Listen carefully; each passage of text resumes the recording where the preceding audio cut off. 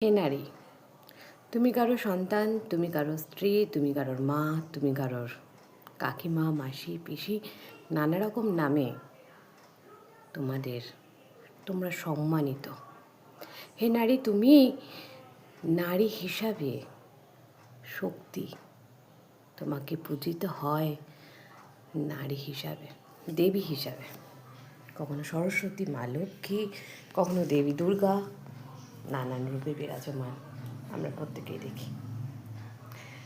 আজও নারীরা সেই সম্মানে কিন্তু সম্মানিত হয় না।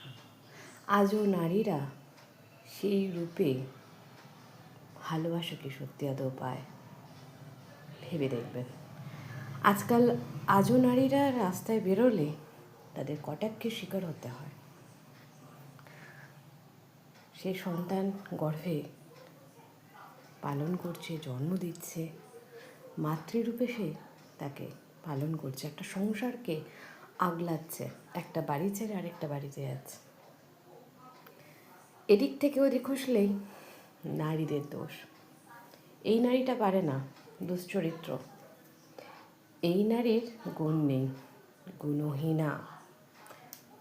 সে রান্না পারে না, সে কথা বলতে জানে না, তার বাবা মা শিক্ষা দান করেনি।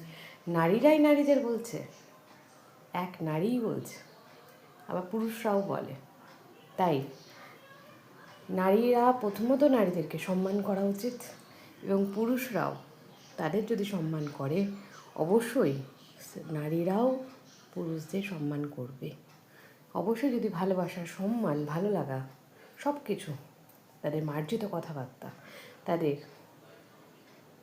সমস্ত কিছু, জোর করে তো কিছু হয় না। তাই আবারও শুভ নারী দিবস।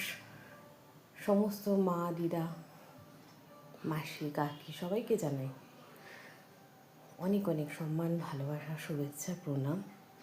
এবং মেয়েদের প্রতি যে আমাদের পিএনপিসি, পরনিন্দা, পরচর্চা, এগুলো আমাদের বন্ধ করা উচিত। কার বাড়ির মেয়েটার বিয়ে হলো না, কেন হলো না, কী কারণে হলো না। একটি মেয়েকে যদি সম্মান দেয় তবে সে সম্মান পাবে, এবং একটি ছেলে যদি মেয়েকে সম্মান দেয় তবে সেই সম্মান পাবে, ভালোবাসা পাবে। হ্যাপি নারী দিবস again. Good evening to everyone. যদি ভালো লাগে দেখো, আর ভালো না লাগলে স্কিপ করে যাও। কেউ বলেনি তোমাদের আমার ভিডিওটা দেখতে। ভালো না লাগতেই পারে, কারণ প্রত্যেকের মতামত এক এক রকমের, প্রত্যেকের মতামত পোষণ করার অধিকার প্রত্যেকের আছে। এখানেই শেষ করলাম। দেখা হচ্ছে অন্য একটা ভিডিও তোমাদের সঙ্গে। ততক্ষণ প্রত্যেকে ভালো থেকো, সুস্থ থাকো।